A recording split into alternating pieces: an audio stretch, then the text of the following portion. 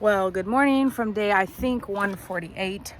We are still currently at the KOA in Leavenworth, but we packing out. We just figured out our final reroute, potentially, of the PCT. We had a reroute that I kind of talked about yesterday, but we just learned that one of the fire, with all the rain and everything, the fires went out or dampened down or whatever, and now Stehekin is actually open. So we did yet another reroute that we will actually take starting today. It'll get us back on the PCT faster. It'll get us back on the PCT faster, and because more of the PCT is open now. Less of it is closed due to one of the fires. Correct. Yeah. Good? Go. Okay, so these are our various Gaia reroutes. This is our first reroute, is this green one here. That takes us all the way up to here, which is where we used to need to get to on the PCT. This all used to be closed. That is all now reopened since the fires have gone down. This is a big, long, wide reroute. You can't see it because it gets covered by the red, but it includes all this dark green, and it includes this part of the red here, all the way down to here. That was our first reroute plan because of this whole section of trail was closed. But it is now reopened right at this marker. This marker here is the High Bridge Campground. That's where the PCT is now being reopened. This over here is Stehekin. That's what Susie mentioned earlier. This will be one of our resupplies. It's a campground with a camp store, showers, all that stuff. We are currently here. This is the KOA campground in Leavenworth. We will be hitching back to where we got off trail right here at the Stevens Pass trailhead. That's where we got off trail to zero in the KOA. So we'll be getting a ride all the way back to this point. We'll be able to continue our footpath on the PCT up to here, and then we will be bumping off on this pink route. The PCT is closed from this point forward, so we'll actually maybe even stay on the PCT up to here if we want to. At Smith Brook Trailhead is where it's going to be closed for fires. We'll bump off onto this pink trail. A couple of different trails linking together, some side roads, some byways. We'll make our way all the way back up to here where we'll get back on the PCT. Pardon me. And then we will have a 80 more miles, it was, right? 80.6? Yes. From here to the terminus, where we will complete our footpath from Mexico to Canada. And then from that terminus, we will hike our way back about 30 miles till we get to Hart's Pass, which I don't know if that'll pop up on here, but and then we will get our ride back to Seattle. Boom. And we fly back home to Tennessee.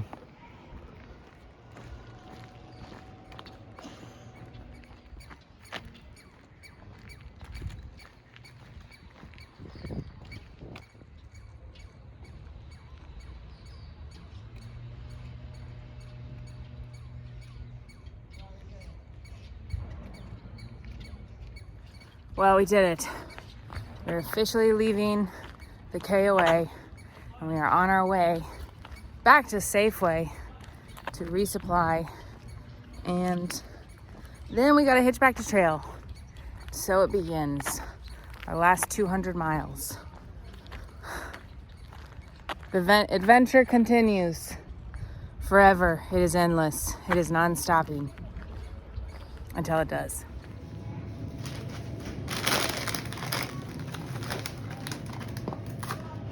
I feel like this is when you know you have a caffeine addiction. I think this is when you know you have a problem. We call that our bag of caffeine.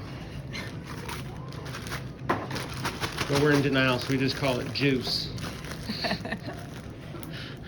Well, we are back at Safeway, and we just finished our resupply, and I'm eating some mint chip ice cream.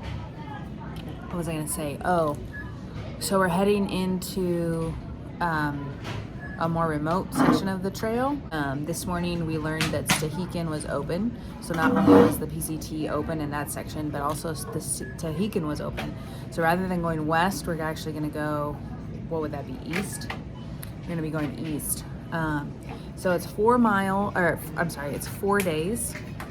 It's about 97 miles, but we actually planned for a little bit more extra food because one, in Stehekin it's supposed to be expensive, and two, I think we're a little nervous because we ran out of food the last time.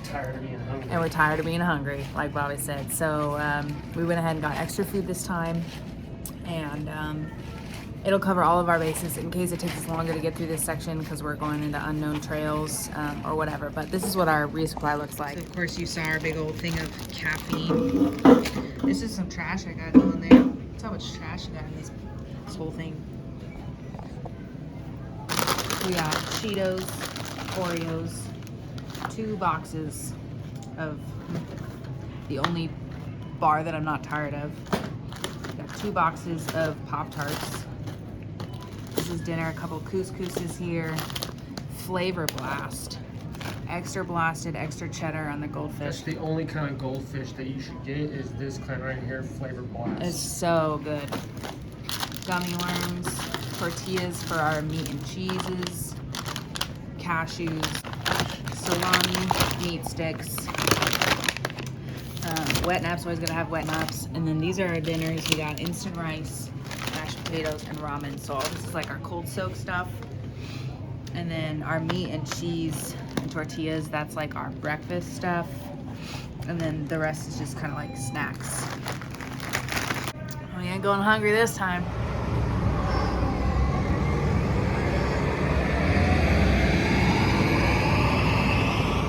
Well, it is 3:36 and we are trying to hitch back to Stevens Pass. It is toasty, roasty, the mosty on this street right here. We're sitting right next to a roller coaster. Yeah, and a roller coaster. Look at that.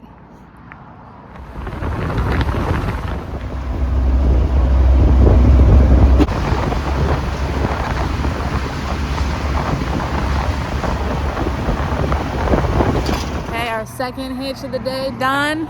And we got all the way to this gas station. So we're about 15 miles south, or 15 minutes, he said, south from Stevens Pass.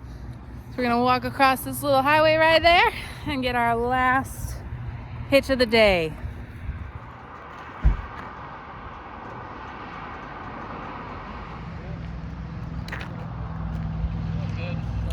We back. Back and ready for action. Here we go, back on the trail, almost. We have left town. We were pulled away. We escaped the vortex. Yes. Oh no, stairs. I can't follow. At least there's a rail. And another campsite. Yeah. Wow. Plenty of water and plenty of campsites. Wow. And we don't even got to go up the ridge. Oh. Huh? We are at mile marker 2,467. Oh snap. We will be hitting 2,500 on this stand. Whoa. Not bad.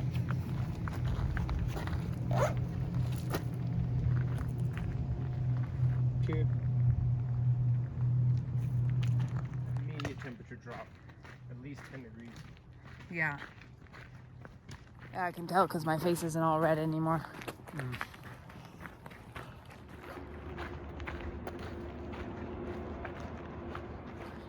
So sometimes people ask us, like this lady that just picked us up, she was like, so what's the trail like? How is it?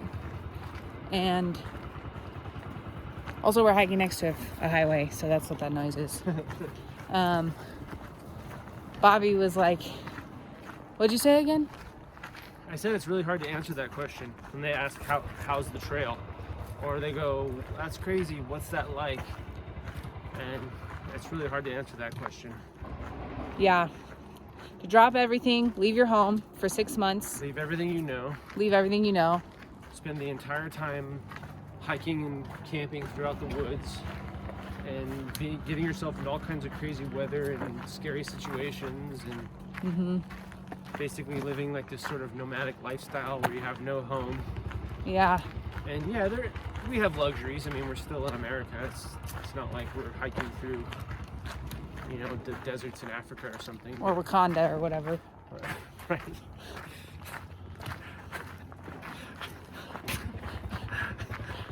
Actually, Wakanda wouldn't be bad because it's like I actually think it would society, be nice. you know? Yeah, actually. But no, it's hard to describe. Yeah. It's really strange. Yeah. Also, people were asking on our YouTube, they were asking like if it was like easier to be together on trail, or if it was like as a married couple, if we noticed it was like easier on our relationship on trail, or if it was harder, you know, vice versa for being at home, and kind of like that dynamic. You want me to answer that question? Yeah, why don't you answer that question? You go well, first. For you and I mean, we started off our relationship with a 6-month trip through Guatemala. Oh yeah, they probably all don't know that. Yeah, so Susie and I started dating, and then about 3 months into us dating, we went to Guatemala for like about 5.5 months or whatever. And so that was like kind of like this, not exactly, but you leave your home for a really long time and just traveling. And then after we got married, we did a 4-month road trip across the US. So we lived in a car for like 4 months together. Yep. That was hard. I think that was a little hard on the relationship. We moved to Florida within a year of being married. So all the way across the United States from where we're from. Left all of our family and our friends. Yeah. Totally moved to a new place. I think all those challenges that we've already been through probably made the trail a little bit easier for us than maybe it is for other couples. I don't know, what do you think? Yeah, I would say it is interesting because like I don't feel like there's any stresses when we're out on trail. Like I feel like we work together really well, and we're just like out on trail and it's easy. But I think that that's just the trail in and of itself. Like all you have is to hike. You just hike. You just hike. That's all. It's kind of like you leave everything behind and you just hike. Yeah, the decision making is very simple. It's like there really isn't much decision making at all. Yeah. It's okay. Do you want to keep going or do you want to stop? Yeah. By the end of the trail, it's like you want to do the same miles as the other person. Yeah. So it's like in the beginning, you're probably figuring out like, you know, like I think we even got in an argument in the very beginning on like hiking speed and distance and pack weight or something like that. Yeah, I do remember that. Yeah. And I remember I was crushing it. I was hauling ass. You were falling behind. And then I was getting frustrated. I tried to make you give me some of your pack weight. and then you got in front. And then you started hauling ass, and I couldn't keep up. You were like, I'll show him, basically. You know? And then I was like, all right, you don't have to give me any of your pack weight. I forgot about that. Yeah. But I think once you work out all those sort of kinks within the first month or so, and you guys are basically hiking the same hike, then it's really like you look at the map and you go, you already know that you're doing, for us, we try to do at least 23 miles a day right now. So we both are kind of looking at the same campsites, same water resupplies. We have essentially the same setup. And I think the stress comes, from like being in town. I think that's when we find that we're the most like stressed at each other. But I think that's just towns being overwhelming. Yeah. And I think that's coming from like there's nothing, nature, you know. Yeah. And then you're all of a sudden you're just surrounded by people and there's all these different things, and do you want to stay at a hotel, and is it going to be a fancy hotel or a cheap motel, or are you going to stay at a campground? Yeah. And you never know, like for instance, this last campground was hecka nice. And it's like some campgrounds like suck and you're like, what did I pay for? So there's like, there's like all these unknowns when you're in town and you're trying to make those decisions. But on trail, it's basically like, you take the weather together. Yeah. You camp together. Everything is sort of known. I don't know. Yeah. I don't know if we really answered any question at all or if we just kind of blabbed, but I think that you and I work really well together. And I think that that's just, I don't know. Oh, I'm sorry, baby. That's okay. I don't know. I think we've just always been simple and shared very little. And so sleeping in a tent for 6 months together and sharing each other's space just didn't come as like... Not a big deal. Not a big deal. Yeah. George's just lucky, I guess. I love you, baby. Rock. Freaking rock.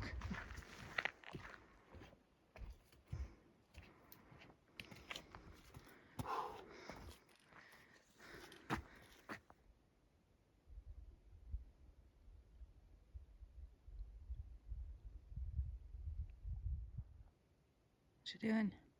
I am writing a little bit. We have found our camp spot. Totally narrowed today, which was awesome. Can't recommend it enough. And we did, I think, 3.5 miles out of town. Got all of our stuff charged, got tons of food. Did we already go over the reroute with them? Yes. Okay, so y'all know where we're going. And I'm so glad we got out of town. It's so quiet out here. Just instantly calmer. Love being out in the woods.